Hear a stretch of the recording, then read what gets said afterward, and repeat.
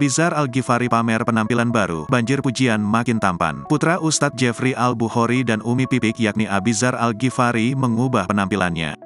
Kini, Abizar tampil botak setelah memangkas abis rambut gondrongnya. Jika biasanya ia dikenal memiliki rambut gondrong, kini Abizar tampak botak setelah memangkas rambutnya. Ia memangkas rambutnya hingga disisakan sedikit yang membuatnya tampak manis. Laki-laki 22 tahun tersebut seketika banjir pujian dari warganet setelah membagikan momen saat ia pangkas rambutnya. Ia dinilai lebih tampan setelah mempunyai rambut botak. Bahkan parasnya dinilai mirip bocah yang masih duduk di bangku sekolah. Keputusan Abizar untuk potong rambut sempat membuat Umi Pipik mengira jika ia mirip dengan adiknya. Terlebih keduanya mempunyai rambut yang sama-sama pendek. Belum diketahui alasan putra Umi Pipik tersebut memilih untuk memangkas rambutnya. Ketampanannya semakin terlihat saat ia mengenakan kaos hitam saat melakukan foto selfie.